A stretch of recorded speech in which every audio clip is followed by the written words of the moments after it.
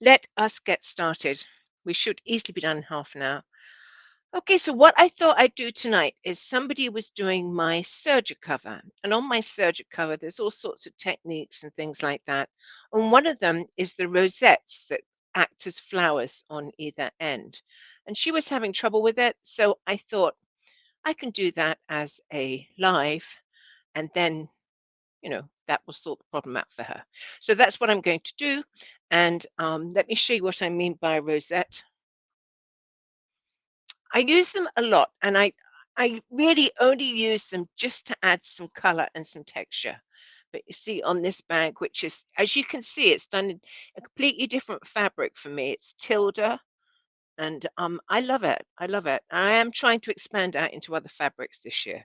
So I'm really pleased with that. And those circular things are what I call rosettes. And I know some of you don't like flowers, so that's why I call them rosettes, because they're just circles of fabric. And I use them on lots of different things. Whenever I want to put a pop of color in something or something that might be a button just to make it larger. And is that all I put out? Oh, this is my backpack and it has a large rosette on the back of it. But actually, a lot of my things have these on. And I don't always do them big like that. Sometimes I'll do them small, but I couldn't find any small ones tonight. But the big ones will work. So I'm going to run you through how I make it. I'm going to do it as a demo because I'm feeling lucky tonight.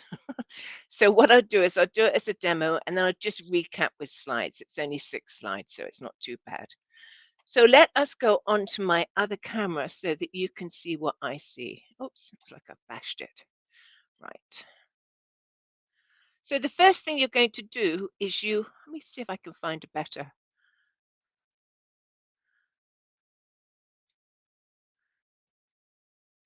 I'm just going to move that over there and that makes that bigger. Right, so these are the strips. And the point with the strips is they can be any size.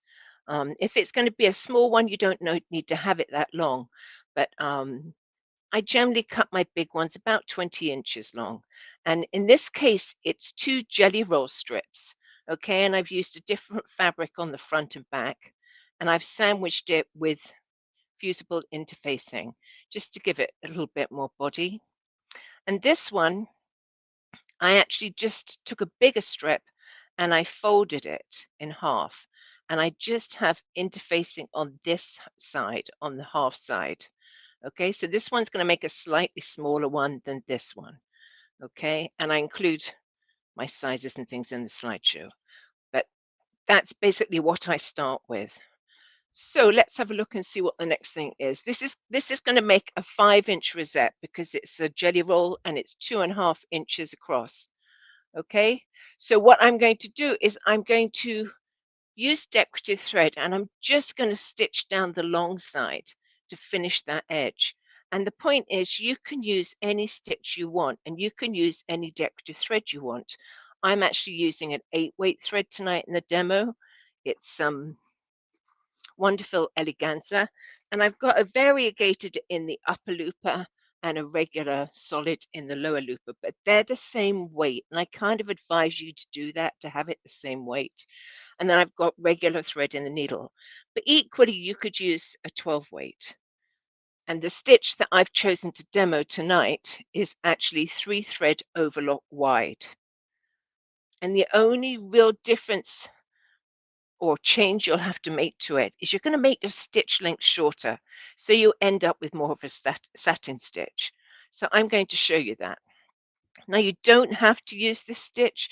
If you have the baby locks, you can certainly use a wave stitch. So let me just bring you over to the machine, get my very long arms out. Right. So what I'm going to do is just stitch along one side. And because it is a jelly roll and it has that pinked edge, I'm going to be trimming some off. And I think that sometimes helps anyway. But so I'm using variegated thread in the upper looper and a regular thread in the lower looper. And what I want to check at this stage is that my stitches aren't too close. Okay, and they're not too far apart. And if I need to change it, I'm just going to alter the stitch length. So I'm just going to stitch this length.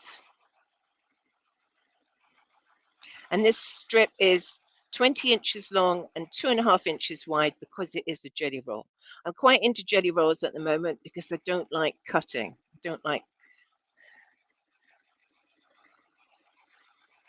If I can save time and energy, I will. I have a touch of rheumatism, so it kind of helps me not to cut. Right. So just getting to the end of it.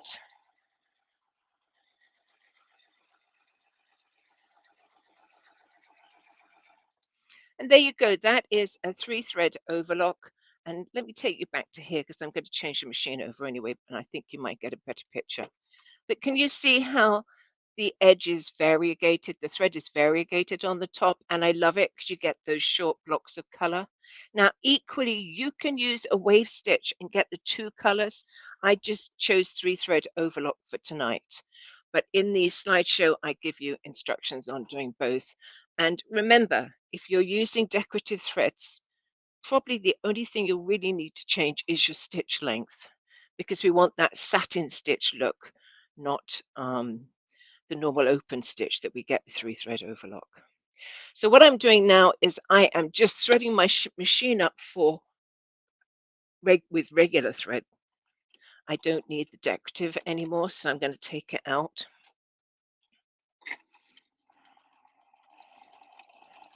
And I'm going to run it out the machine because that's the safest way not to get blockages in your tubes.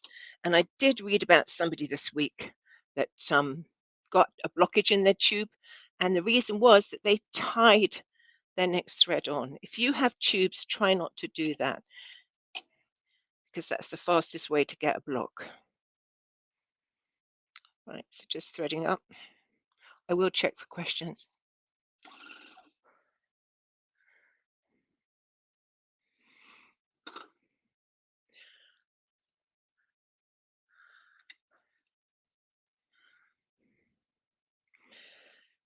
So this is the right. Got it. So the first thing I'm going to do is I'm going to change my stitch length from 1.1, which I had it on for that thicker thread, to 2.5. Okay. So I'm just going to check what stitch length did you use? Okay, I used 1.1 because I was using 8-weight thread. If you're using 12 weight, you might only want one, but you know something, you just need to experiment with it because even though they say they're 8-weight, I actually think the eleganza that I used tonight is slightly thinner than some 8-weights. So you're always going to have to experiment. And I'm using my regular foot. Okay, so let's have a look at what I'm going to do next. So what I'm going to do next is I'm going to, this is the right side. The wrong side actually has a pretty decorative stitch too. It's a solid green. And the reason I chose the solid green is, do you see how you get a beading stitch on the top there? And I just love that effect. So I normally use a variegated and a solid. So what you need to do at this point is level off these ends and put the right sides together. The right side is the one with the variegated thread on. And I'm just going to match it up. And I'm going to trim off any excess. And I'm actually going to trim off these threads here, which I always tell you never to do. So that's quite rare. And I'm going to match the ends up. I'm going to trim them off. I'm going to go back to my machine. And what I'm going to do is I am going to sew the short ends together so I have a continuous loop. So moving you back to my machine.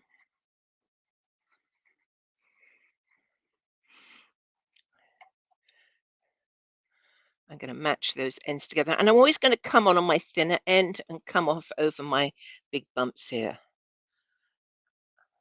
I'm going to put it right up to the needle and I keep the raw edge against the knife. So I'm not actually cutting.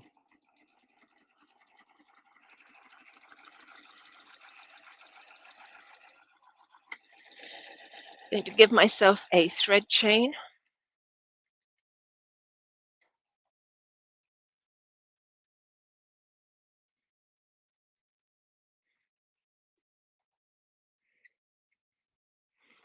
Right. moving it back. So the first thing I'm going to do is I'm going to get rid of this thread chain. So I have here, somebody gave this to me when I went to teach class. Isn't it nice? It's a pouch and there's a double-ended bodkin needle inside. And I love this for this project. But I really like that it's in a pouch because then I don't find it so easy to lose it. So I'm just going to thread that thread chain through, and I'm only going to worry about the one at the decorative edge. The other one is going to get tied away, so I'm not going to worry about that. Right, there it is. And at this point, I would go and press it so that it's nice and open, and even consider using a sewing machine just to sew that edge down so that it doesn't stick up. Okay, let me show you. This edge does stick out a bit. If you want to get rid of that, then just sew it down close to the seam. Okay, so I have already started the next bit because I didn't want you to sit and watch me sewing for hours. It doesn't take hours, but you know what I mean. And this is the bit I have the biggest problem with in class because for this to gather up well, you have to take big stitches. If you take little tiny stitches, it's not going to gather it up. They need to be big gathering stitches, at least half an inch long, okay? And I so often see people and they take little quarter of an inch stitches or smaller, and that isn't going to do it. And it isn't going to do it doing it on a sewing machine because this is a thick old piece of fabric now. So I'm doing half-inch stitches, and you need to stay as close to the edge as you can. Okay, so big half-inch stitches. I'm even using a big needle because I think that encourages you to do big stitches. And I'm about an eighth of an inch from the zigzag end, and that's fine. When I started round, oh, I should say that I also use extra strong thread. And the reason for that is I don't want it to break. So I'm using dual duty, any sort of buttonhole thread, any kind of extra strong thread is good. And I have it doubled through the needle. And then I'm going to get to this edge. And I left a tail when I started. What I'm going to do is I'm going to tie it. Now, this is called, in England, we call it a butcher's knot, but I'm going to come over once, come over twice. And what that's going to do is when I pull this up really tight, it's going to stay tight. It's not a question of it coming undone. It's under pressure and it's going to stay tight. And I'm going to end up with this nice little rosette. Okay. Now, if I hadn't sewn close to the edge, I would have had lots of fabric in that center bit. That's why it's so important to do that. And because I like to be double sure it's not going to come undone, I'm going to do that again. So just like when you're tying a knot, I'm going over and under once, over and under twice. And that's going to give me my butcher's knot. I got myself in a pickle there, but it'll work. Right, there you go. So that's going to hold. That will hold. So here is my rosette. Now the problem is that the middle bit isn't that pretty. So Toby said, can't you gather on the serger? No, because the serger can't do half-inch stitches. It needs to be half-inch stitches. Okay. And somebody's written hand sewing. I get it. I get it. It's half-inch stitches. It won't take you a moment. Right. So there it is. A nice circle. So let's have a look and see what I'm going to tell you next. I'm going to tell you next that I really like fabric buttons because then you can match them to what you're making. So for instance, on this bag, I use the same fabrics on the buttons as I did in the rosettes and just change them around and see how nice it looks and how it ties everything in. So I'm a big lover of fabric buttons, and you actually can get buttons where you get molds, okay, and you just pop the lid in and wrap the fabric around and it's done. But I don't have those. I have these old-fashioned typical ones, and there's two pieces. And what you're going to do is you're going to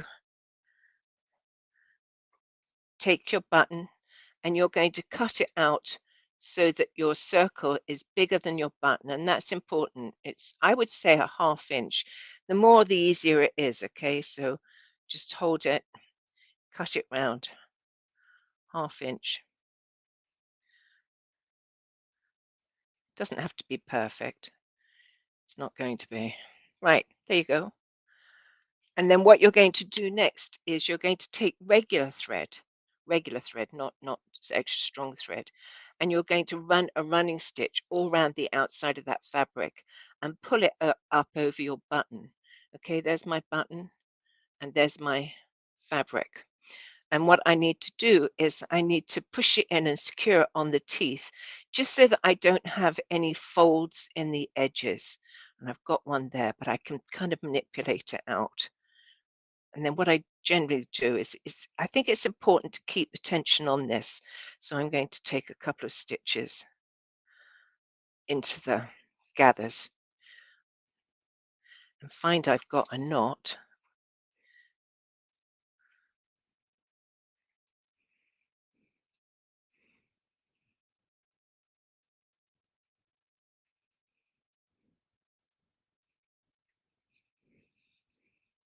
There you are. And that'll help because it will tighten it up. So I've pulled it as tight as I can get it. It looks good on this side. And then what you're going to do is take my molds popped onto my machine.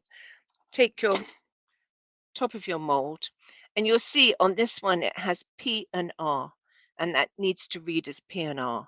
And what you do is you pop it over the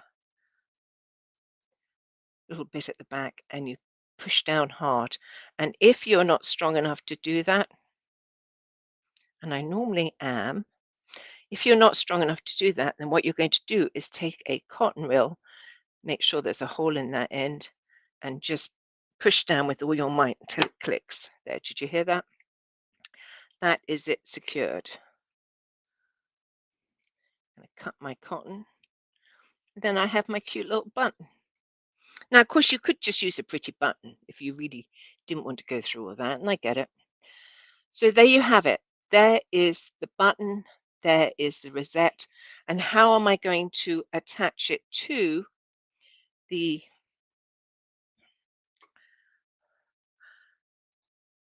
whatever I'm sewing it to? I'm just looking for a needle that I had a minute ago. Of course, here it is.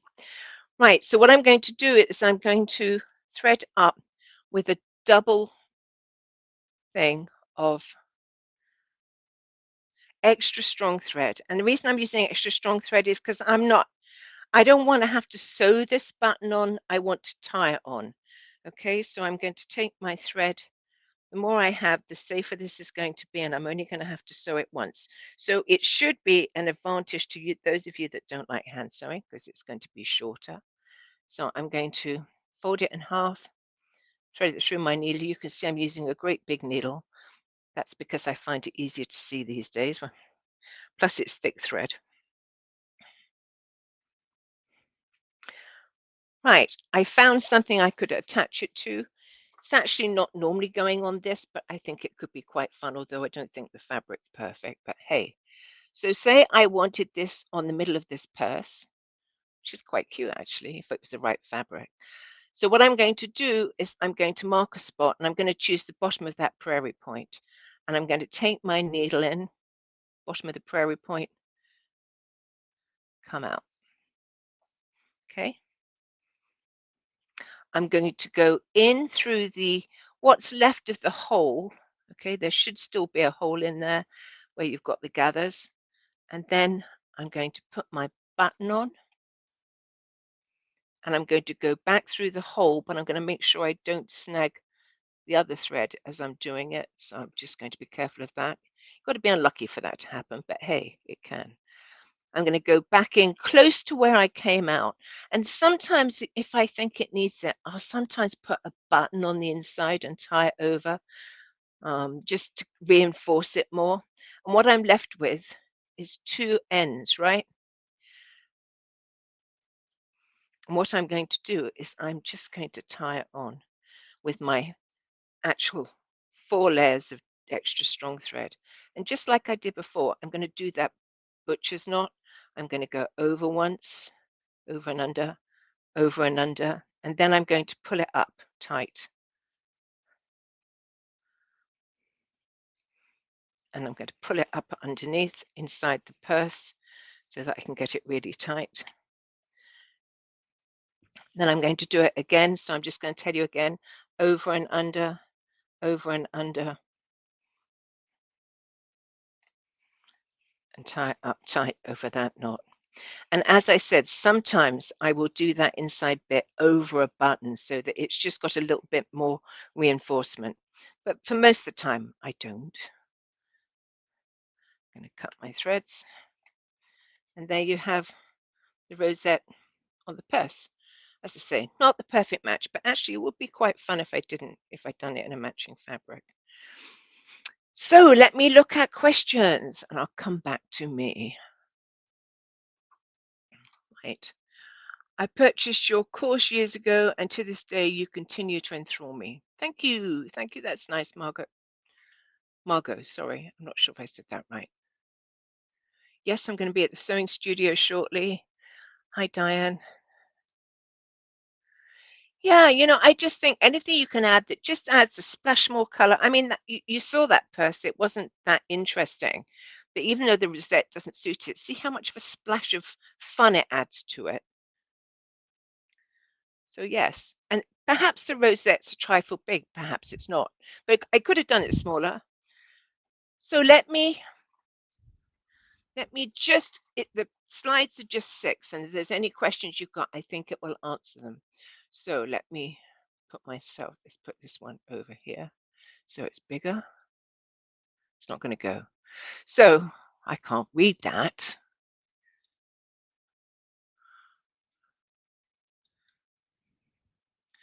I don't know if you can either, and whether your screen's big enough, but it's basically just saying that it's a 5-inch rosette. I used a 2.5-inch jelly roll. I had one fabric on one side, one fabric on the other, and I fused it with interfacing. And let me say, all these notes are in the group already. So I used fusible interfacing just to give it more body, and it only went on one side. So I then used a decorative thread and finished the long edge on one side. And as I said, you could do a 3-thread overlock on a very short stitch length, like 1, or you could use a wave stitch. Um, you could use a narrow if you wanted. I'm trying to add a splash of color, so I think the bigger the stitch, the better. So that was my view on that. So decorative threads, I used 8 weight in the demo. I used 12 weight in the photos. Both would give you a good result. So I sewed the short ends together, right sides together, put them right sides together, sewed the short ends together using regular thread just to make it into a continuous circle. I then gathered one edge, but I kept very close to the edge. And most importantly, I had a 1/2-inch stitch length. And I think this is the bit people miss. It has to be a big stitch to gather up something thick like that. Okay, so a 1/2-inch gathering stitch. I made my button using a metal mold. I attached the rosette by the button is the only thing holding that rosette on, and I'm just fine with that. Okay, so I tied the button on, having used extra strong thread, and it keeps it on nicely. So I'm going to come back and check for questions, but let me just say, January the 12th and 13th, I'm going to be at Flash and Sew Quilt in Sarasota. Now, that's their new store, the one in Sarasota. And we're doing actually that bag, this bag, and the robe, my robe. And then I'm at the sewing studio on the 18th at the Villages venue, and then on the 19th and 20th at Maitland. And we're doing the day tote, so another bag. January the 25th, 26th, and 27th, I'm at So Much More, Austin, Texas. And that is actually rescheduled from when I had to cancel last year. So let me look at the questions. Could you do a rolled edge on the inside edge and not use a button? Well, you'd still have a bit of a mess. And actually, I think it's too thick to do a rolled edge on. But I think unless you gather it right on the very edge, you're going to have that ugliness of where the gathered fabric is. Kathy, I haven't forgotten. I'm shipping that any day. Wow. So yes, that is, could you use wire too? Yes, absolutely you could use wire too, and I believe I did in some of them. And in that case, if you're going to use wire, you're going to use the elastic foot and you're going to thread the wire in this hole to the right, okay, to add the wire in. And of course, the advantage of that is it's going to really hold the shape for you nicely. So yes, you absolutely can use wire, and thank you for mentioning it.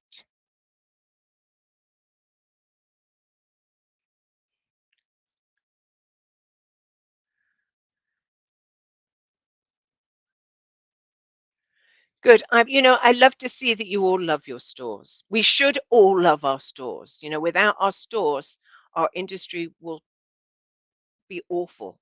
We need the stores, the little beacons that keep our industry going. And where we get fabric, you don't want to end up buying everything online. So, support your stores. I say that wholeheartedly, and I love to see that you do. So, yeah, neat technique. It's in a lot of my projects. I hope you enjoyed it.